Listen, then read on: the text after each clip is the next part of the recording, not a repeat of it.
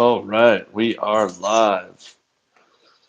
So, today's agenda is we'll go through a little bit of mobility stuff. We'll do a little bit of some running or some weight loss programs, and then we'll get into some running and strength work, and then end with a little bit of barbell work. Um, First things first, I would like to kind of address each joint, or not each joint, but kind of the popular ones. I don't have my foam roller with me, but I've had some people ask about hip pain. I think it's important to break up that tissue and that TFL, basically an inhibition technique. And we have different stretches we've shown on our YouTube channel for different inhibition techniques. But yeah, you just want to really foam roll out the outside glute, and then what we were talking about before, just making sure that you can engage that left side, making sure you can find that left hamstring, left glute, left oblique, and make sure you can really feel that left side body. You can hinge properly on that glute. It's going to be really important. Now, the next thing is usually people have a lot of knee problem or shoulder problem.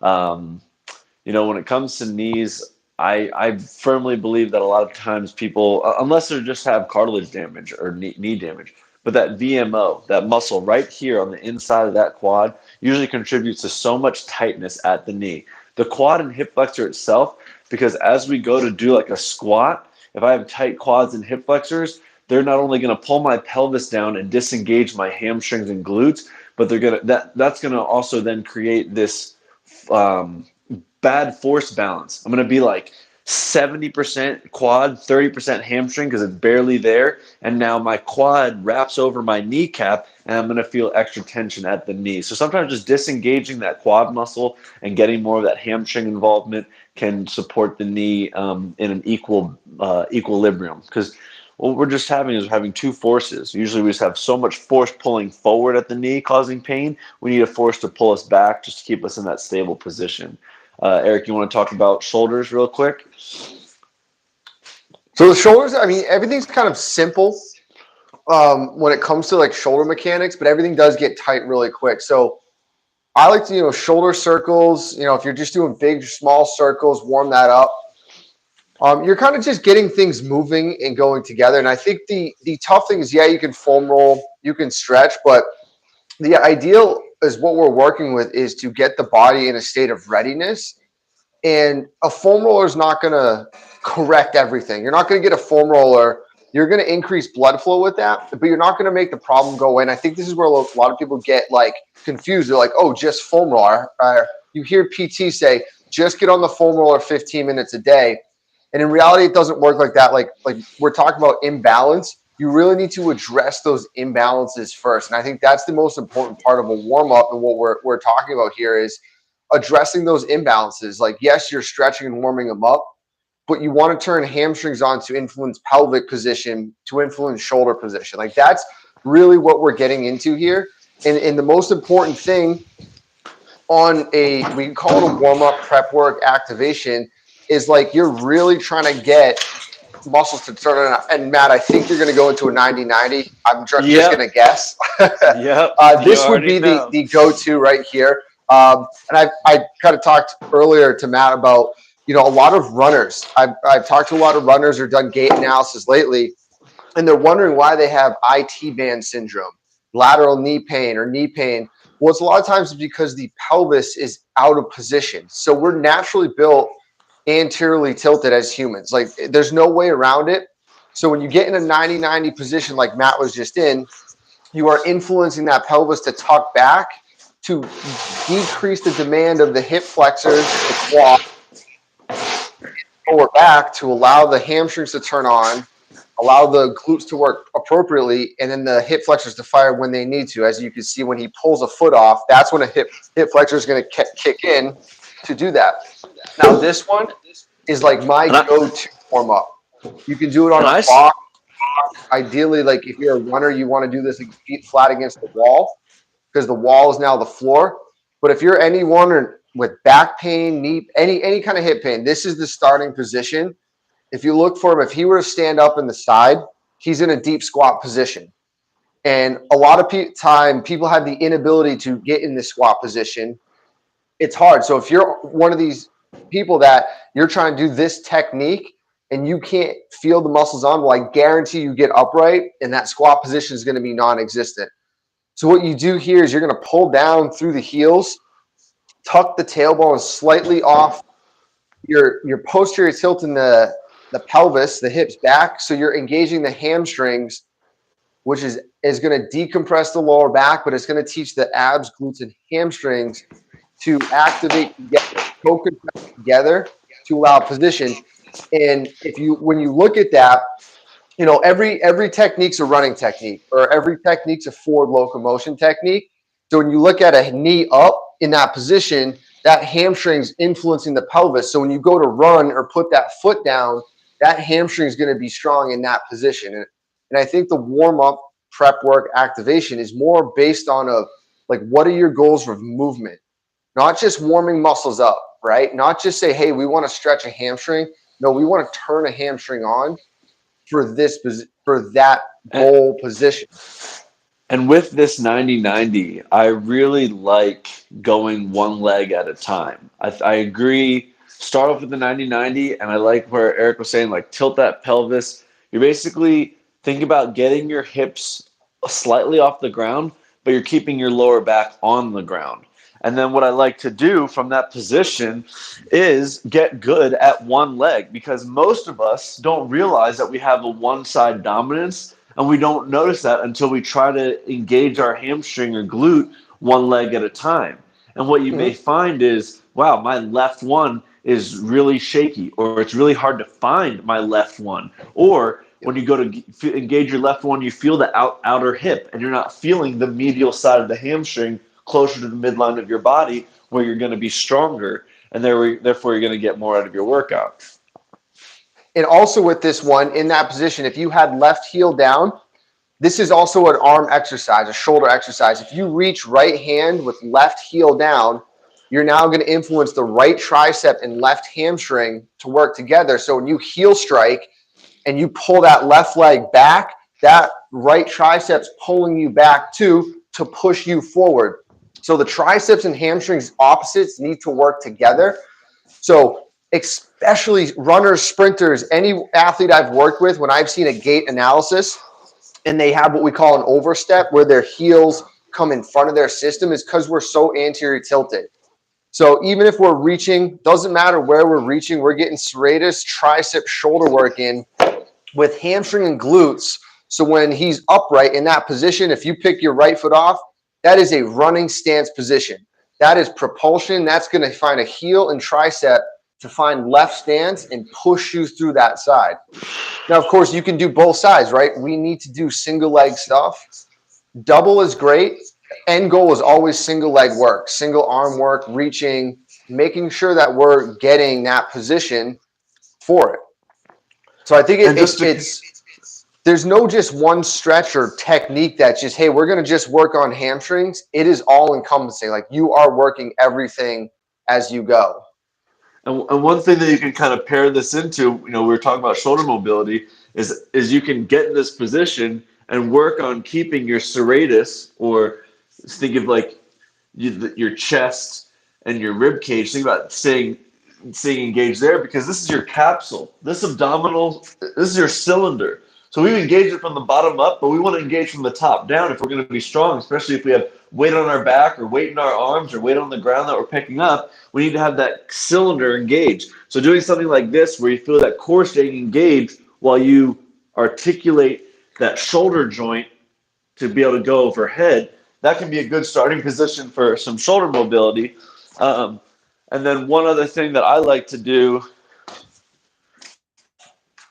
and then we'll kind of wrap up mobility here, is this is a little move from Sonny Webster, an Olympic lifter. And what he does is step on the band, you're squeezing your glutes, and you're basically just doing a single arm overhead press. And what you'll notice is how your scapula is attached to your rib cage. You'll start to work through any shoulder tightness, because your body's going to start to realize where its platform is. See, most of the time when we press, a lot of times people stop right here and go again, because their only platform is those smaller muscles in the shoulder, and they're not coming all the way down to sit on this rib cage, which is a stronger and sturdier platform connected to our obliques, connected to our abdominal cylinder, connects us to the floor. So you might feel all this tightness trying to dissipate because you're trying to get the stability down here versus up here. You want this to stay mobile, this to be stable. So I love this single arm banded behind the back press.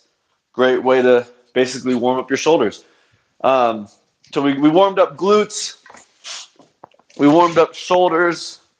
The next thing is we talk about getting our heart rate up. We talk about more core specific training depending upon what your workout looks like. But yeah, getting into it now. Do you want to go into more run stuff first? Or do you want to go into the weight loss circuits first? We can go. We can go. Run stuff first, then we can go weight loss circuits. Okay. So I think they'll tie together with that. Okay. So then I want to say another thing then for in terms of priming the body, getting ready for the workout, especially as runners. I think so many times, I tell people like, all right, let's do a single leg RDL, and they'll go right into like this really poor positioning. There's no real hinging going on. It's almost like they're just torquing their body, bending down to the floor. They're crunching their spine, such a rounded lower back. And one thing that I like to just address this is just get them to hold a weight on the same side that they're doing the RDL, and then support themselves with their other hand. Because what I'm looking for here is you hinging, keeping your hips square to the ground. Your back heel and the back of your head should be in a straight line essentially. And what this is going to allow you to feel is more of that medial hamstring, closer to, again, the center of our mass. And if I'm holding weight on my other side, I'm more likely to engage that outside of that hip. So again, the big piece here, not only is the stability of the foot though, is that it's the whole side body. I'm engaging oblique, I'm engaging hamstring, I'm engaging glute, I'm engaging scapula, and now this teaches me how to use my body and connect it together. So then how would you want to go into run mechanics from here? Or so a running lot type of times workout? like with like run mechanics, or even call like runners, right? We talk a lot about people with weight loss, right? And their main mode of activity for weight loss is running. And they're like, hey, I'm going to go just start running, which works, right? But it works to a certain degree and to a certain extent, right? You can only get so far with running, especially if people don't do it. Like technique breaks down. And I think like you just did the single leg deadlift, like that's most important. So yeah, like we're working on running with every specific movement we do. Like we could go into why a push-up is going to help you run faster because you're working on propulsion mechanics. And that's the important thing, kind of getting across for people who are, whether they're endurance runners, sprinters, or anything. You can always do speed work, but you always need strength training. You always need to have this aspect of resistance training for timing, for muscle strength, and for the position. So I've heard it, we hear it a lot of times, oh, I train running, I'm a runner, but I'll get all my force and reps from running. Well, it doesn't really work like that because unless you're running high intensity, like sprinting, like that's a lot of force. But if you're out there running like 8 miles, like at a good pace, it's force, but it's not like you're getting a training effect from it. You're like muscle wise loading, and you need to really strength train position. So a lot of times with runners, it's very much we're using like sprinting mechanics. So we did that 90-90 warm up, like we're doing single leg stuff, we're doing marches, and we're getting into sprinting positions, which is split squats, and any sort of like, yes, we're going to train upper body, we're going to use lats because everything pulls you forward and together, but make sure you're in position. So if you're standing on a left leg, you need to sense that shift to the left leg. And I think this is where a lot of people who are runners and they start, hey, I'm going to do 1 mile and then 2, 3, 4. They start adding, increasing. All of a sudden they get shin splints. They start getting tightness. It's because, yes, running is a good mode of exercise, but if your body's not ready for it, it'll break down pretty quick. And that's why I think you can picture a lot of people running like this, or that gassed runner that's just like, oh, The Yeah. reason they're gassed is their position is awful and their body is super inefficient. And they're actually deconditioning their body as much as they think they're just like grinding it out in blood, sweat, and tears. They could be working smarter, not harder, and getting more bang for their buck if they stayed in a better position, stayed at maybe a lighter pace so that they can maintain a good position and teach their body to get better with its work, not just get worse with your workouts. I think a lot of times Right. And you people are just also like, also got to be careful with some people might look like they're running in a good position, but they might be tight afterwards. And that's where like asking people anecdotally, I've seen a lot of people on, treadmills or videos, like they look like they're running good. And all of a sudden they'll hop off and they'll be like, oh, my shins were on fire. They feel it in the yeah. lower back. And those are things that really we get a lot of questions on in general about lower backs, right? It's all position. It's all human position. And we are asymmetrical. So we need to learn how to address these things through strength training. I mean, number one thing for runners is hamstrings. Like, yes, we warm Well, those hamstrings up. and there's Single a leg lot of other deadlifts, hamstring reasons that people mechanics. can feel pain while they run too, right? Like, I mean, just the impact alone, people slamming their feet. Like, I've seen a lot of runners at the gym who wear their headphones and they don't realize how hard they're slamming their feet. So I think that it's good to just be aware, be really present in what you're doing so you can see what Eric's trying to tell you in terms of what your mechanics are doing or what symptoms are coming up that are preventing you from going further in your workout, like lower back pain. But Right. but as Eric's going to explain, there's strength training to help compensate for these positions so you can get yourself into a better position overall. But I think a major piece that you want to think about when you're running is so many times people are here, their heels are behind them. It's like their bellies in front of their legs. And where you want to be more, you watch those sprinters in the Olympics, man. It's like their legs are like wheels in front of them, and they're in this like locomotive type of rotation with that leg. So they go forward, strike, and then it's like hamstrings whipping that heel back, which is not only grabbing the ground and propelling them forward, but it's getting their leg ready for that next strike. And that's why I like to train a lot of long distance runners like I would sprinters, right? Because their stride's a little bit different, right? Because they need to go faster, longer, but it's the same mechanics. So if you look at that position you just did with the hamstring, if I put you on your back, that is a glute bridge hamstring curl. So that's like after a single leg deadlift, that second thing is going to be a hamstring curl on a slider. It could be a towel on a wood floor, a plate, a physio ball. But if you look at that position as that knee comes up and that heel comes back under, that's hamstring. So that's going to be a very important exercise for runners is like when I hear someone's like, I'm a runner, I think hamstrings in capital letters. Like that is where we're going to go to. We're going to train it in the lengthening. So we're out in front for a heel stride, which is more of a, let's call it single leg deadlift. Or you could be at the lengthening of a supine hamstring curl. But then you got to work the shortening of it because that's where a lot of people get in trouble. Like you said, as their leg whips back, it just takes them too long to cycle through forward. So the pelvis then has to overcorrect and dump you more forward to like you're falling forward and then feet get heavy. A lot of things start going a little bit awry because literally the brain is saying, hey, I need a foot underneath me or in front of me so I don't fall over. And that's where I'm sure you've seen it. Runners are perpetually tight through the hips, the hamstrings, and the calves. And you could do endless amounts of Normatec, Theragun, foam rolling, and it will alleviate temporary, but you need to strengthen the neuro chain, the neuro aspect of the muscles as they function together as a whole. And you only get that through upright triplanar activity. So you need to put your body through a squat pattern, double leg, single leg, a lunge. You need to move through space to tell those muscles to turn on and off. And it's got to be the right position. Like so we're thinking of creating a stack through the rib cage, tucking the hips under. So you can pick any leg exercise you want, and we could walk it into a step up. So you got to feel left glute, left hamstring, left ab.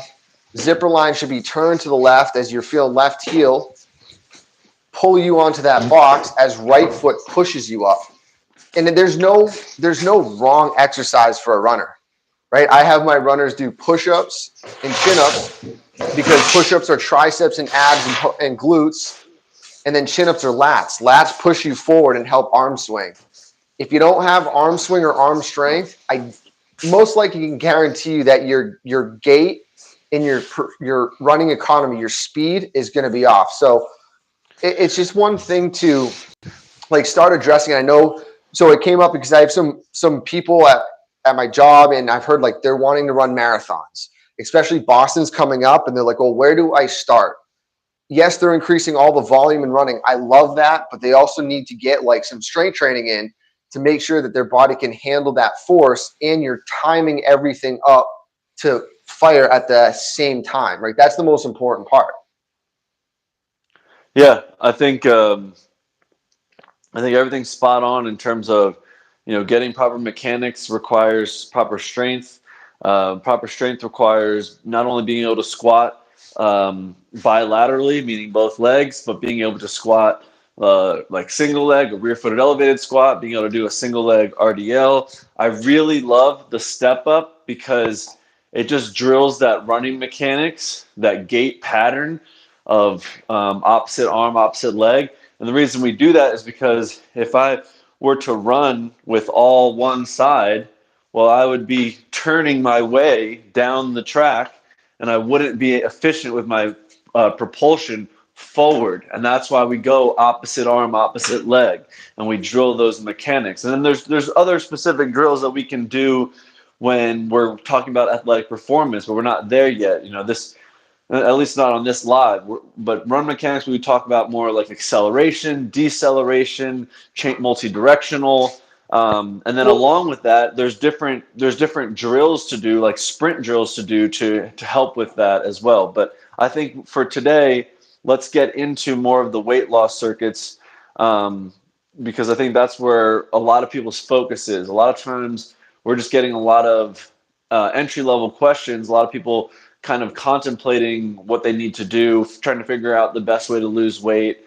And it is really that first layer, that first archaic thought is, well, let me just eat less and let me just burn as many calories as possible. And listen, that will work, but it's such a finicky balancing beam. You're on a seesaw of calories in, calories out. Well, guess what? You lessen the amount of calories you eat, your body's going to lessen the amount of calories it burns. It's going to be efficient that way. It's going to go into like hibernation mode. It's going to actually start to hold on to fat because it's worried that it's not going to know when it's going to get next energy intake.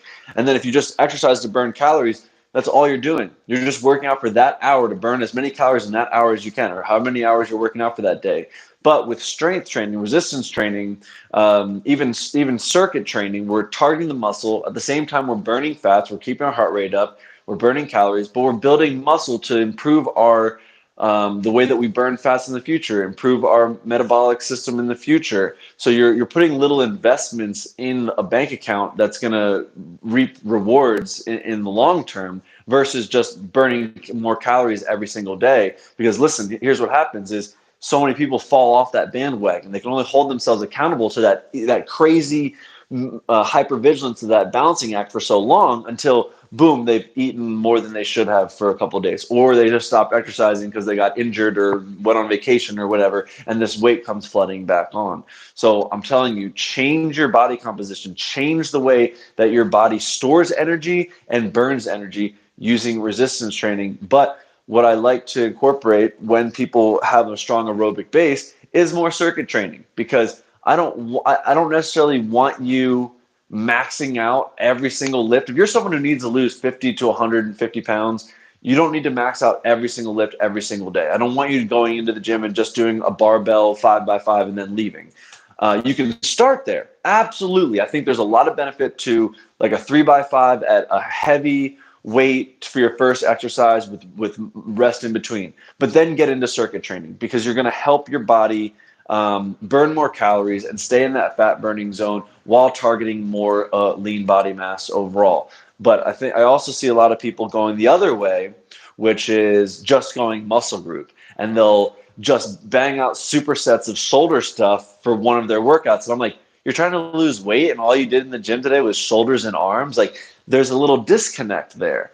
So, we went over a good circuit last time, and I was hoping maybe we could come up with another one that was unique, but similarly challenging. So, do you want a few seconds to think of stuff? I was just thinking, let's start with dumbbells because I think that's a good barrier of entry. So many people can get like adjustable dumbbells 0 to 50 for a pretty good price. I myself have 0 to 50 and then 15 to 90, but sorry, I'm just bragging for a second there. I know Eric, you have the power blocks. They go from what to Yeah, I have what? one to it's 15 to 50, and then I got one that's basically 15 to 92. So Yeah. if I that's an avenue, if someone's looking for a home gym, like the adjustable dumbbell set, you don't need to have up to 90, but up right. to 50 is very versatile. They're very small, compact, and you don't need to have 25 dumbbells.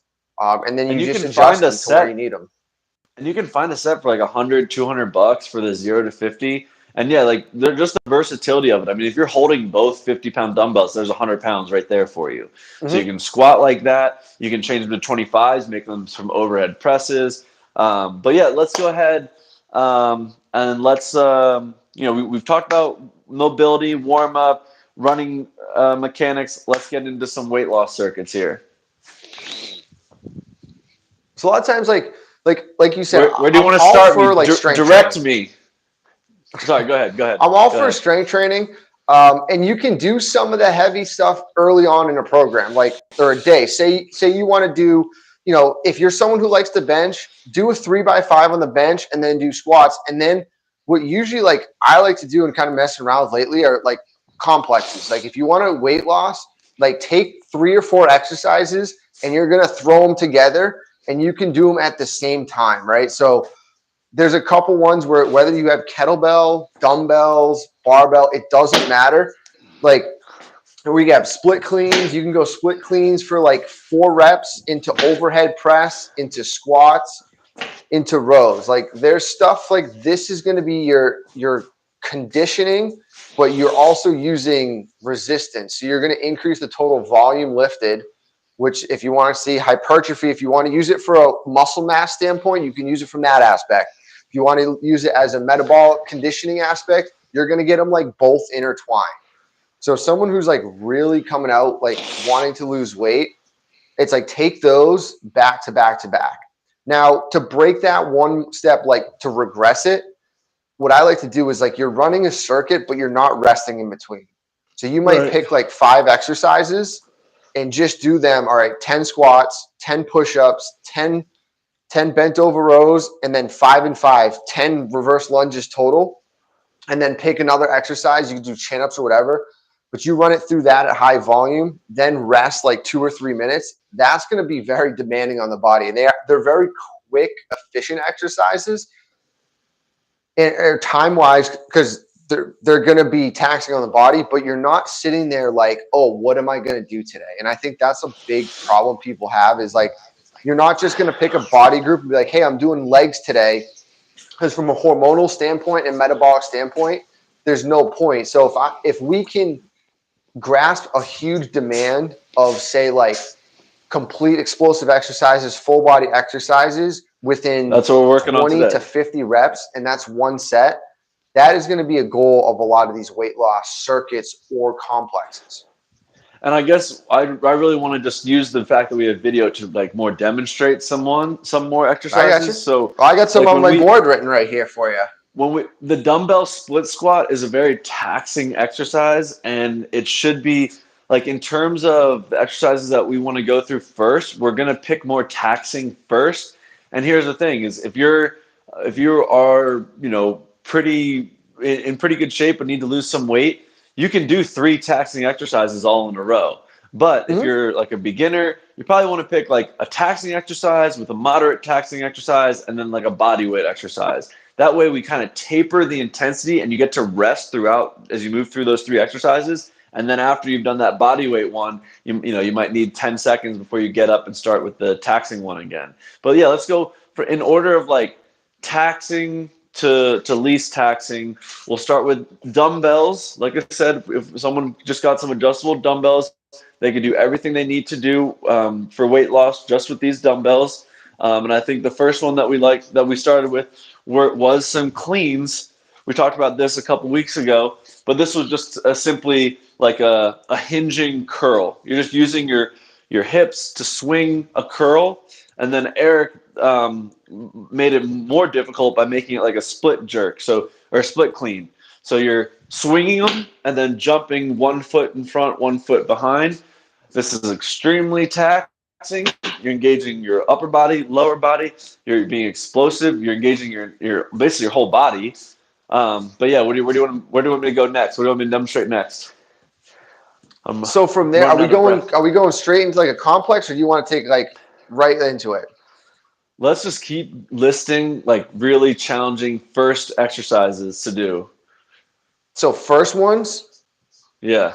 So we have the split clean. Obviously a dumbbell double snatch. So if you have 2 dumbbells, you're coming over on the ground, you're catching.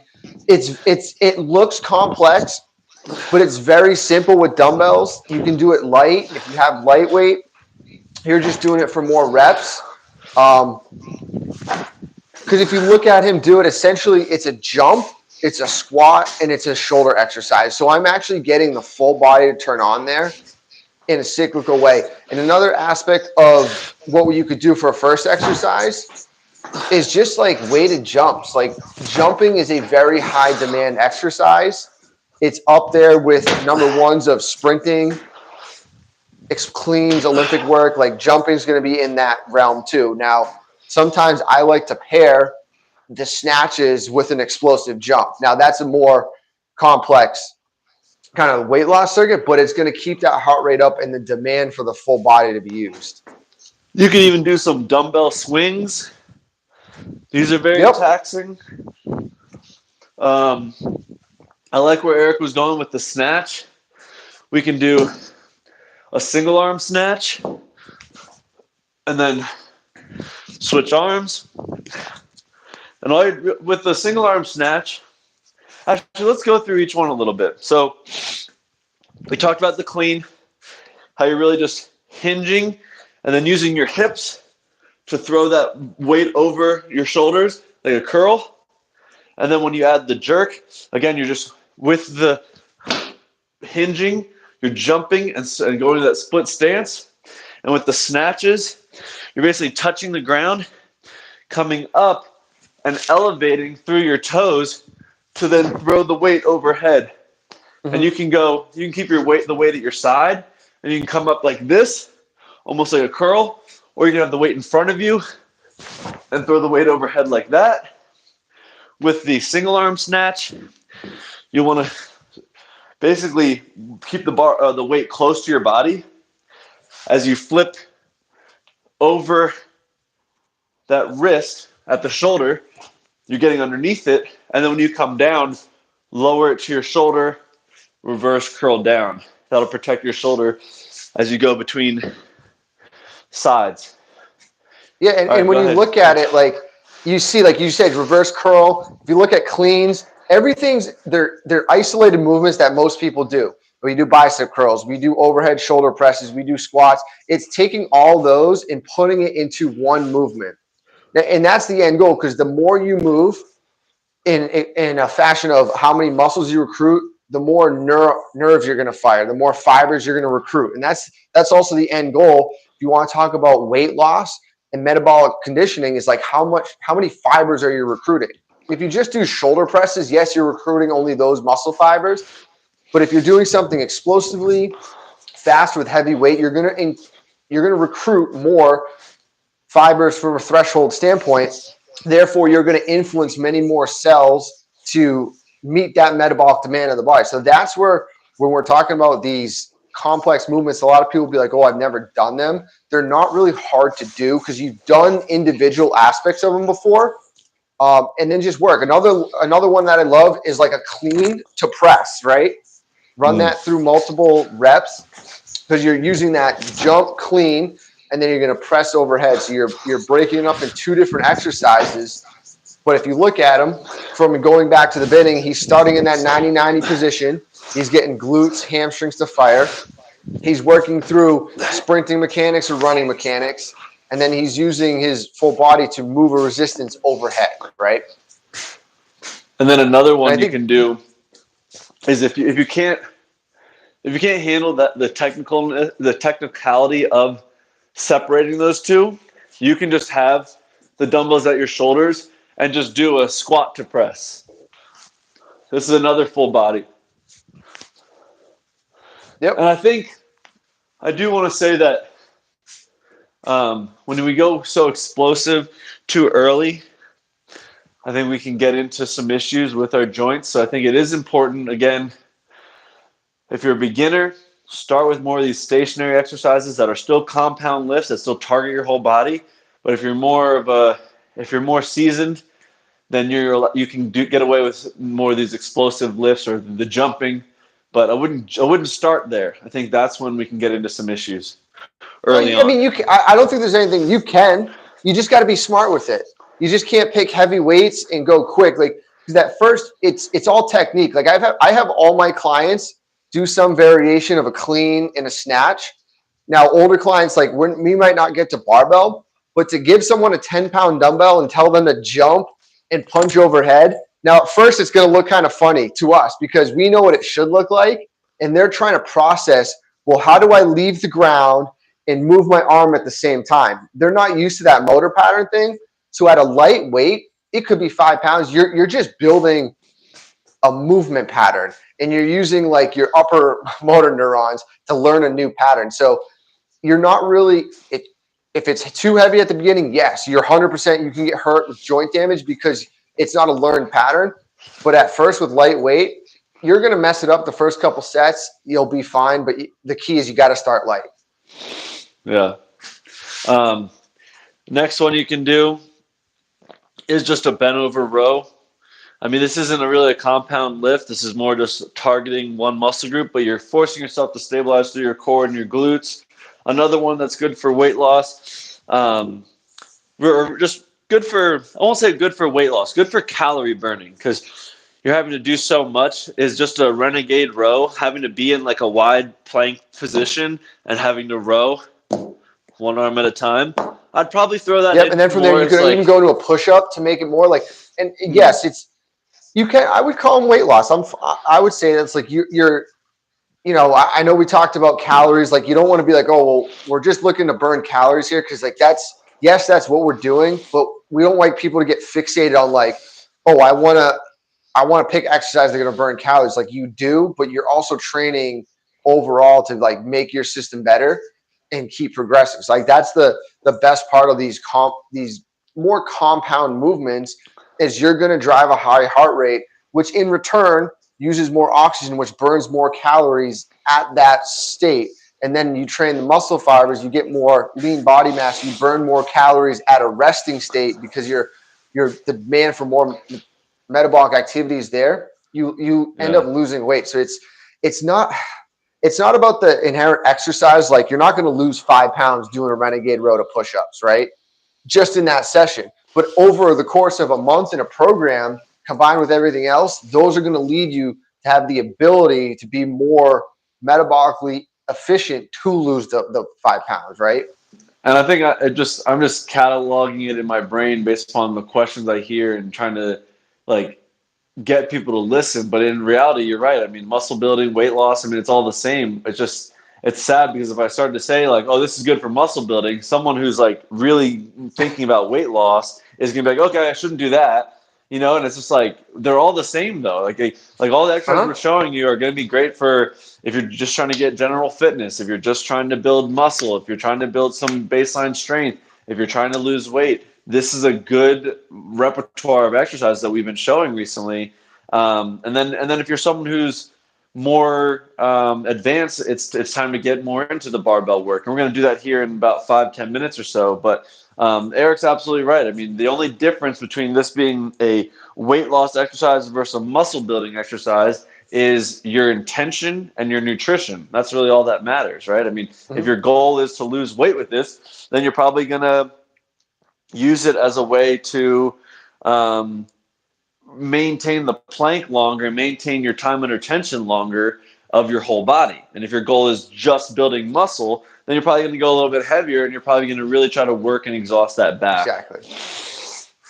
So it all comes down to how you want to do it. Do you want to do more reps with lesser weight or heavier weight, less reps? Like that's what's going to differentiate. But there's no such thing as like just like fat burning exercise. Like right. Because if you're using the body, you're using your muscle system. Like you are using lean body mass to some extent, right? So but if we were going to catalog it and help people, we could say that more of these exercises that are going to help with fat burning are going to be the ones we've just showed with the dumbbells, right, of just like using compound movements, using the whole body, using the entire system, and not just isolating like a bodybuilder and doing like a single arm press or just a shoulder day or just an arm day. If our goal is weight loss or body composition changes, then we have to use the whole system. Only if we're a bodybuilder and only if we're focused on toning one area of the body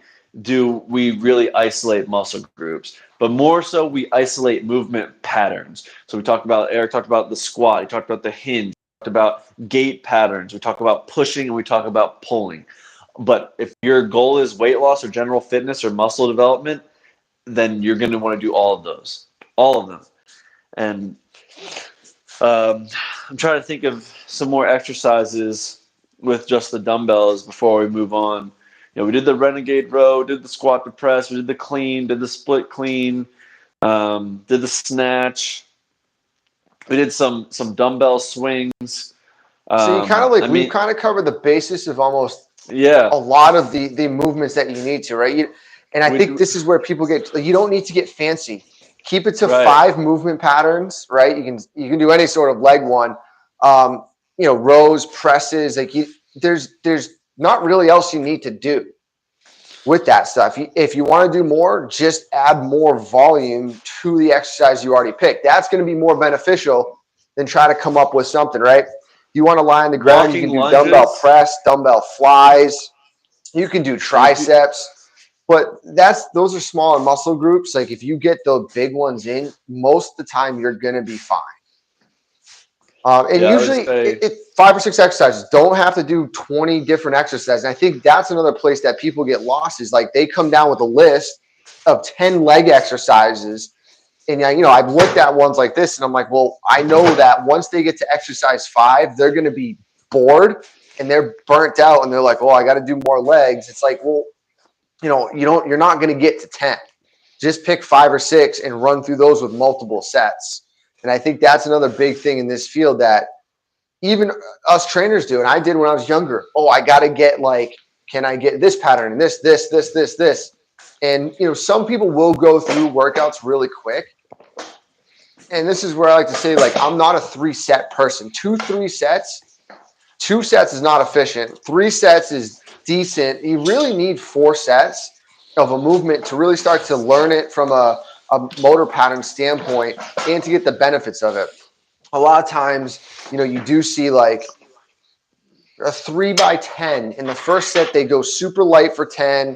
And then the other 2 sets, they're kind of getting towards their max and they never really get to a max for a 10 rep out of it. So it's they kind of go through the motions for the first 2 sets and they're not getting quality work. So when it comes to picking dumbbells up, always want to do 4 or 5 sets of these things, depending on how many reps. Now, if you're doing, 20 reps, it's okay to do 3 sets because that's 60 reps total. But if you're 12 and under, usually going for 4 sets or 4 rounds of a circuit or a complex or something. Yeah, and we showed again the most taxing exercises. So you'd probably want to do again the most taxing exercise paired with maybe just a single body movement. So like an overhead press, a bent over row, even curls or some type of core work. But then do like a body weight exercise for that third round or that third exercise. And yeah, I totally agree. 4 to 5 sets of everything, and you don't need to do 3 groupings of exercise circuits.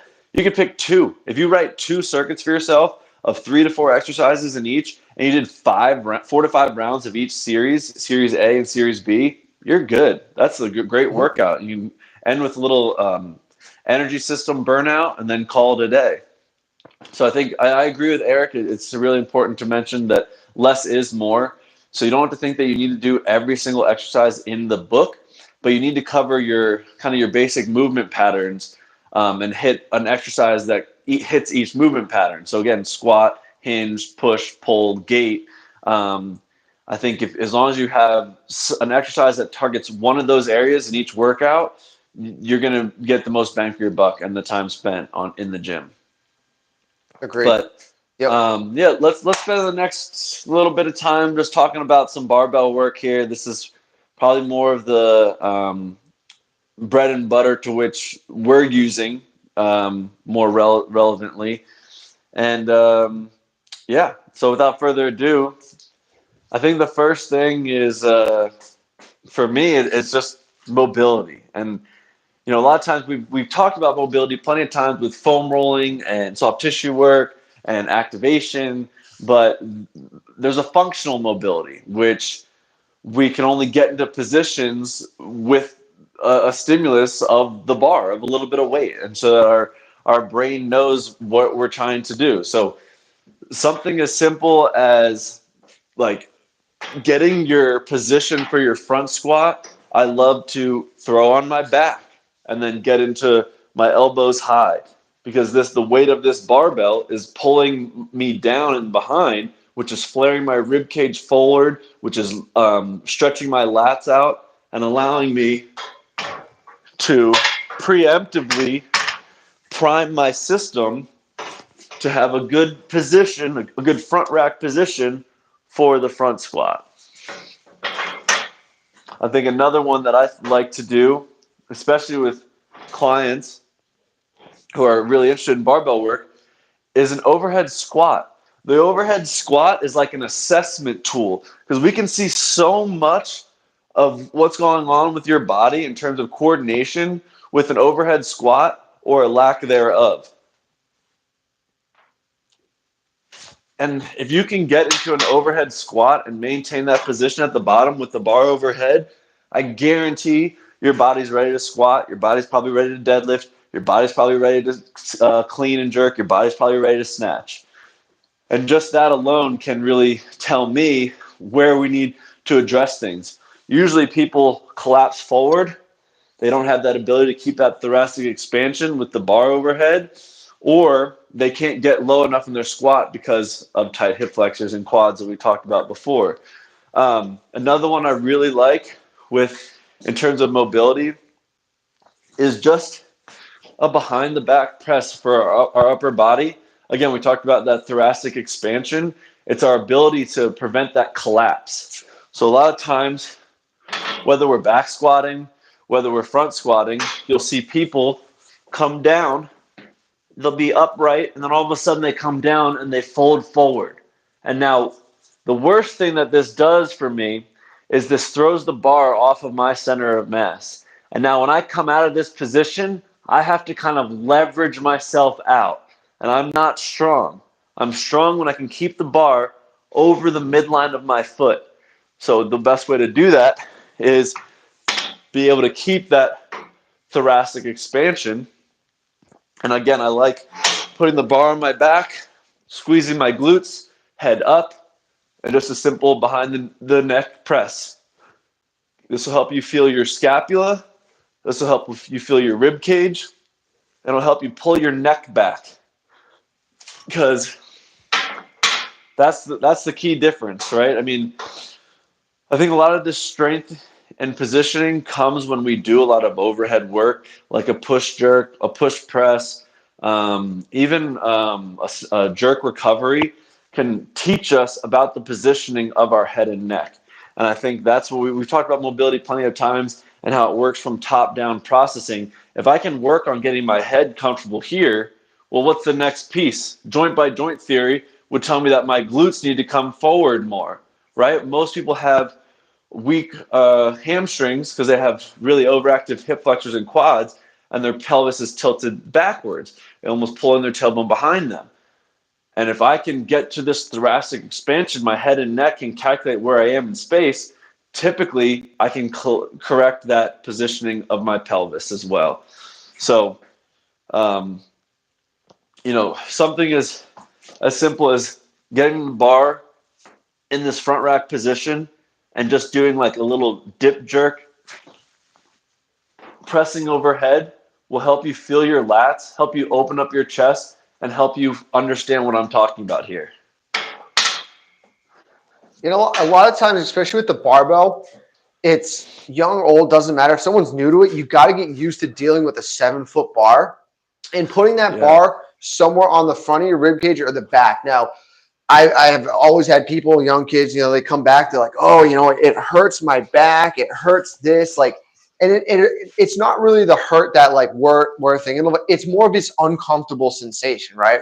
Yeah, you're gonna have a bar resting on your clavicles. Like, it's gonna be uncomfortable at first when you go to do, a front rack position. Sometimes people are gonna feel a lot of tightness through here, and it's just some of those things that you kind of just gotta let your body adapt to.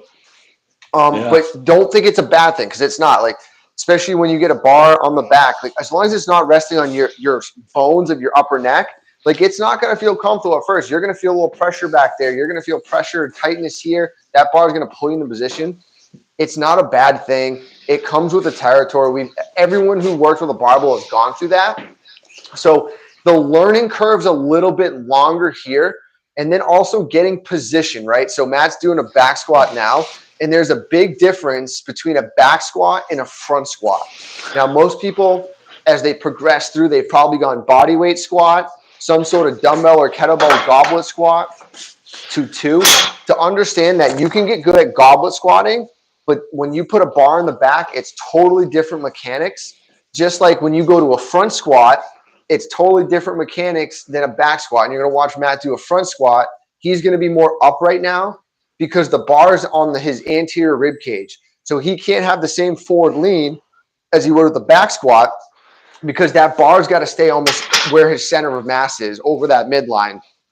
Same thing when it's on her back. You got to do a little bit different things to keep you in midline. And that's where sometimes people get into not trouble, but they start confusing things, because every movement pattern is different depending on where you put a bar or a weight. So your body's got to figure out how to move around it. So, different forms or different exercises are going to change depending on where you put weights, how you hold them, or what you do with them. And that's just the obstacle with a barbell is just learning those new patterns. So it will take time and adjust, but I think it's a good adjustment to now understand that you can load the body more with more weight, but can you control weight that's outside? So you'll have a barbell with plates on the outside. You're now expanding your sense of view. So now that barbell is actually kind of one of you. Or if you have 100 pounds on the outside here, like, you got to adjust that. Your center of mass changes a little bit depending on what exercise you're doing. And I think that's the fun of a barbell, is you start adding that is weights go away, arms go overhead, whether it's a clean or press, you're now managing more space. And I think a big thing that I was trying to demonstrate there also is with the first one, right, the overhead press, I'm trying to own that position. So as Eric was describing what I was doing, I'm just trying to own the bottom position. Because the moment I put weight on that, guess what's going to be hardest? To get out of that bottom position. But if I have a nice stable platform, it's going to be like firing a rocket out of a nice stable platform. If I have no stability, it's firing a cannon out of a canoe, and I'm super inefficient with my force production, and it's going to be a lot harder on my body. So I think just Eric said it best. Just master being able to hold something that is at the midline of your body, and weight is distal from the body, because that creates that three-dimensional stability factor that engages our whole body. Because now we have to work in X, Y, and Z plane to stabilize this weight, which gets our whole body turned on and focused, like full court press on what we're doing, which allows us to get a training effect from what we're doing. And now I'm not saying that you can't get a training effect from dumbbells, but there's something about traditional barbell weightlifting that is paramount and the upper echelon of um, potential for gains and progress in the gym, because nothing else is going to be able to be at the midline of your body and you're going to be able to hold that much weight. Think about it, right? Someone can deadlift 300 pounds, no problem, but nobody can do like a front shoulder raise with 300 pounds. That becomes a lot harder to do. So because I can Or put even more, think like with the barbell, you could have 300 pounds on the barbell and deadlift it. If you have two 150-pound dumbbells, that's going to change the mechanics completely. And I think this is where a lot of right, people that's a good also, way of maybe putting it. probably another topic, we'll mention it, is no exercise is the same. It doesn't transfer over. If I can bench press 225 or bench press 200-pound dumbbells, does not mean I can bench press 200 pounds on a bar. Same thing, like if I can squat 200 pounds on a bar, doesn't mean I can hold 200-pound dumbbells and squat. And people always ask, well, what's better? What's worse, dumbbells or barbell? There's really no answer. There's no better or worse. And I know people like It's to all look for that relative. black and It's white. all Oh, what's better relative. than the other? Now, there will be times where this barbell becomes better because you can load more weight. And that's the end Exactly. goal, right? You want to add more weight to things, but each tool produces their own triplanar activity that's different than the other. So they're all good, but at some point your needs are going to challenge that and step up at different positions. One dumbbell up, one dumbbell down, double rack. It can be interchangeable throughout as you go. Like that's the thing. If you have the same weights, just start messing around with positions. And when we're beginning, absolutely, dumbbells and body weight are the best tool in our toolbox to get us results. And that's our biggest area of opportunity. But eventually, as we get more seasoned and become more advanced, barbell becomes the best solution for things. But even then, I mean, there comes a point where you have to adjust. Everything is just about adjustment, and then percentage work, and then you figure out how to program so that you're just keeping your body constantly uncomfortable, so that it creates a training effect. And I agree. Like there's no one way to do this all, but I'm a firm believer that advancing people to then use the barbell has Yeah. been just like the bee's knees in terms of progress and results. Yeah, because most people, like for squatting, and my end goal is for everyone to be able to back squat. And I know that's a hot topic because some people will be like, oh, well, not everyone needs to back squat. But when it Squatting's comes bad for your to knees, eventually, Eric. like everyone should be able to squat their body weight, right? Or 1.5 times their body weight. I don't know anyone in their right mind that's going to hold one time their body weight in a dumbbell. Like it's just not going to be comfortable. So usually like my rule is for people, once I get over 50, 60 pounds of or a dumbbell, like I'm going to a barbell, because if you can hold 60 pounds in squat, I know you're strong enough to move a barbell, which is 45 pounds. So I'm the there same are some exact things way. that are arbitrary, like, yes, we are going to go to a back squat and teach you how to load more so you're strong for your hips. And it's just not reserved for athletes. I've had 70-year-old clients do back squats or box squats. Like there's no holding back because it's all movement pattern, right? It doesn't matter the load. It's generating a movement pattern for them to learn, for their brain to create these subconscious movement patterns that they don't have to think about over time, because that's what life is, right?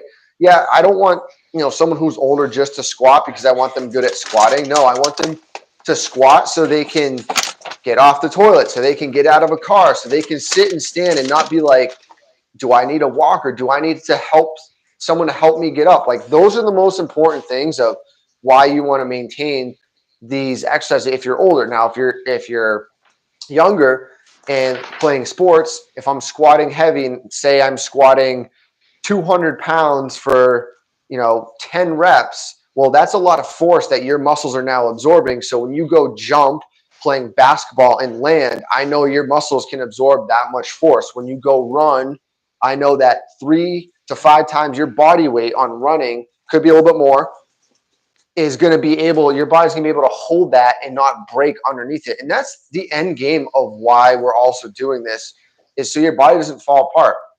If you're talking about performance, living, longevity, then of course the other side is the metabolic conditioning side. With that, you're teaching your fibers, your cells, okay, use energy break this glucose down, ship it out, use more fat. We got to pull this substrate in to use it to energy. So we're not storing excess energy, and we can live a long life, a healthy life, and have quality movement. And if you've enjoyed this video, please like and share. Join our YouTube channel. We're always putting out lives, and we'll be putting out new content all the time. We have a nice Facebook training group where we help people with individual questions. And if you're looking for more one-on-one support, we obviously do online training. So if you're interested, you can send us an email. That's thinkfitnesslife@gmail.com. We're working on a better system to help just streamline the process remotely. But until then, we are offering a program booklet. If you're interested in that, I can send you the link, but I'll add the link at the end of this live as well. But yeah, the bottom line is none of this stuff works unless you do. So make sure you're taking action on this stuff. Action leads to insight versus the other way around. This is a bunch of general information, so we don't know how it's going to specifically apply to your set of parameters, but we are absolutely always extending ourselves to the general public to help make a healthier, happier society. So Eric and I are going to be signing off, but we'll be doing these lives every week. Hope you guys enjoyed, and we'll catch you next time.